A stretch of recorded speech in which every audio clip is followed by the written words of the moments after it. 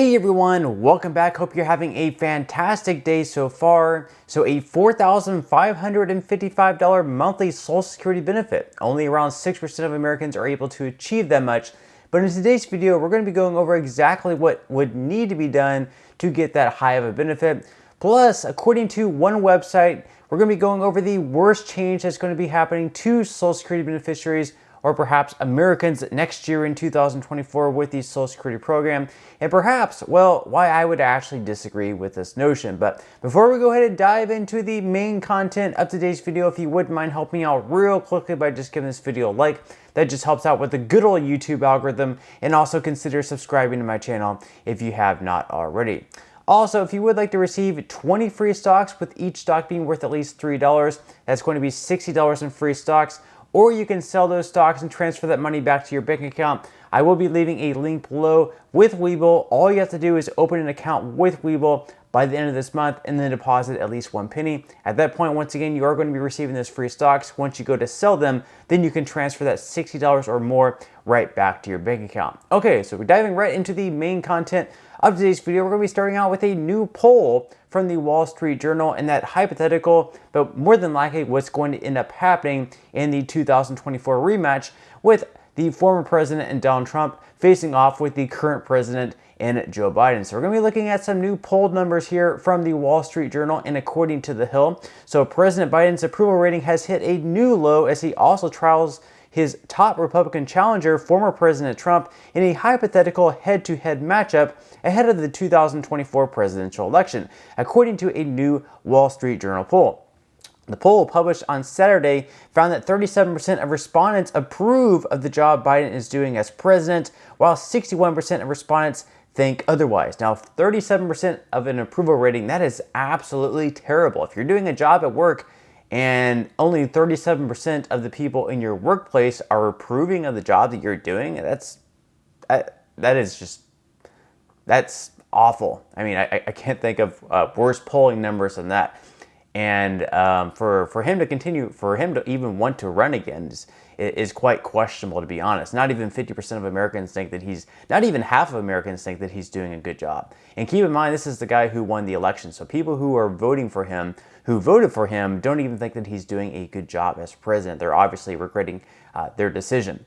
The article goes on to say that when asked about a potential Biden-Trump 2024 rematch, 47% of respondents said they'll cast their vote for Trump, while 43% of those surveyed said they will vote for Biden. So 47% for Trump, 43% for Biden.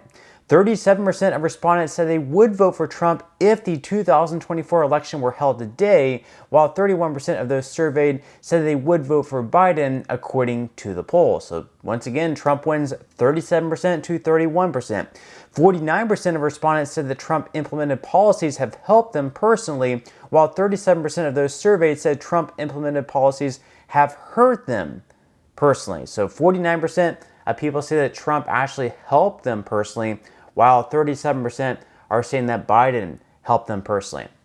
In contrast, 53% of respondents said that Biden implemented policies have hurt them personally, while 23% of those surveyed think otherwise, the poll said. So obviously not too great of polling numbers there for Biden and for Trump. I mean, if you're looking at those numbers, you have to be extremely confident going into the next election, which we are now just 11 months away.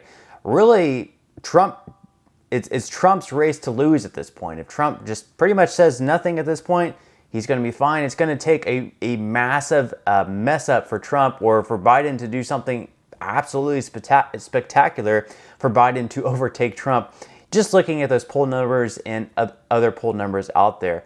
But we're going to go ahead and move on to the next news piece of today, and that is the $4,555 benefit. Like I said in the intro of today's video, only 6% of Americans are able to achieve this amount. So we're going to be going over exactly how you would go about achieving the $4,555 benefit and whether or not it's actually realistically possible. So according to USA Today, what's the highest possible Social Security retirement benefit? The Social Security Administration has an answer to that question, and for 2023, it's $4,555 per month. For many Americans, that amount would go a long way towards ensuring a comfortable retirement, but is the $4,555 max Social Security benefit really a fantasy? So basically, there's going to be 3 different requirements to get the maximum amount. The first requirement, of course, is to work at least 35 years because the Social Security Administration is going to take your 35 highest paid years, in which the years that you paid most into the system, and they're going to use that to calculate your benefits.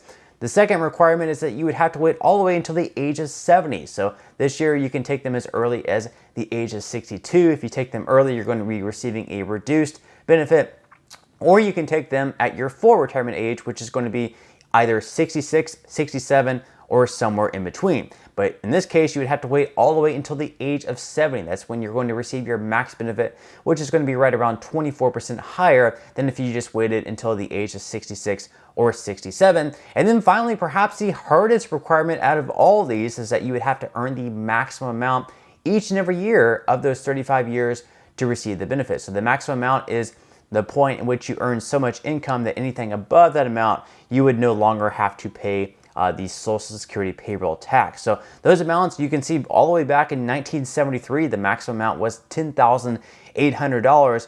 And then next year in 2024, that's all the way up to $168,600. So basically you can see how much inflation has really killed us over the years.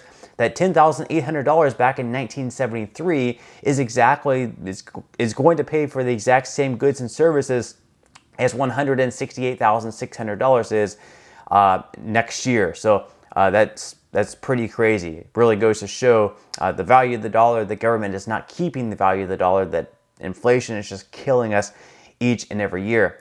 And we can see here also, according to the article, that only 10% of Americans who haven't retired yet plan to wait until the age of 70 to collect Social Security benefits. Only 1 out of 10 people plan to actually wait all the way until the age of 70. I can't really blame them there.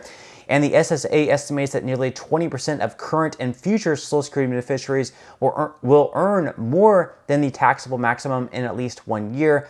However, only around 6% of covered workers earn more than the taxable maximum in any given year. So basically, only 6% are going to earn over that amount. And out of that 6%, how many are actually going to wait all the way until the age of 70 to retire?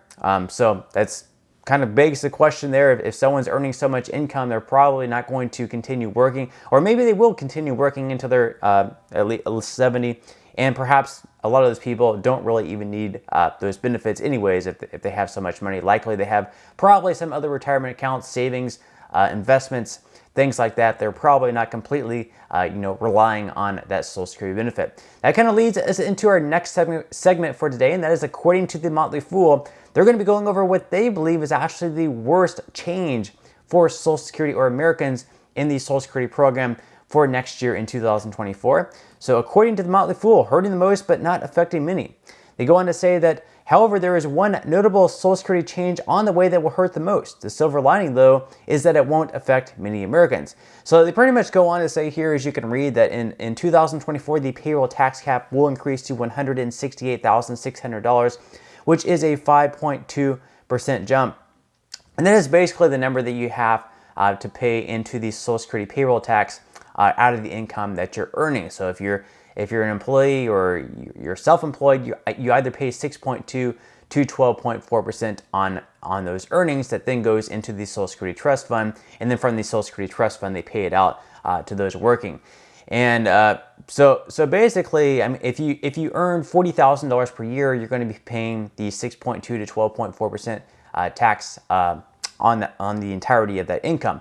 However, let's say for instance that you earn like $1 million per year. Well, in next year you're only going to be paying the payroll tax on the first $168,600, and then anything above that $168,600 mark, you're not going to be paying anything more into the system. So they're basically saying that it's going to hurt those that you're going to have to pay even more money.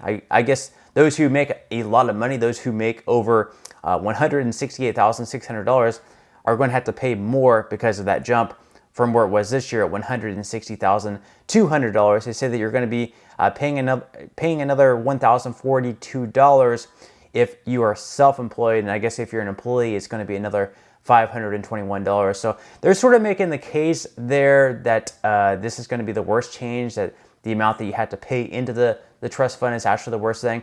And in my opinion, I think that really couldn't be further from the truth. It might be a bad thing, sure, but it's definitely not the worst thing. The worst thing, in fact, is that the cost of living adjustment next year is only 3.2%, when in fact, in my opinion at least, I think inflation has been a lot higher than 3.2%. Obviously, the government can rig these numbers to make it seem like inflation really isn't as bad as it is. Plus, the Medicare Part B premiums are also going to be increasing, so that's going to offset a lot of the increase. And really, just in general, the inflation over the last 3 years has just been absolutely killing Americans. We look back at 2021, 2022, and 2023, we had a 5.9% cost of living adjustment back in 2021, an 8.7% cost of living adjustment last year, and of course next year is going to be 3.2%. So over those 3 years, that's 17.8% inflation, according to the government at least. Obviously, it's been a lot higher than that. If you look at a number of items, it's gone up by 100% or 50%. A lot higher than 17.8%, and that's inflation that's unfortunately probably never going to go back down. We're not going to see prices that we saw back in 2020 most likely ever again. It's just kind of the reality now. This is the price that we're going to have to pay for a lot of goods and services is not going to go back down to where it was back in 2020, 2019, 2018. So unfortunately, it's just going to have to be something that we get used to, but hopefully we can get some policies implemented where we don't continue to see all this inflation taking place. But that's all we have for today's video. I certainly hope that you enjoyed and found value out of it. If you did, again, I would greatly appreciate if you could give this video a like. Consider subscribing to my channel if you have not already, and I will see you in the next video.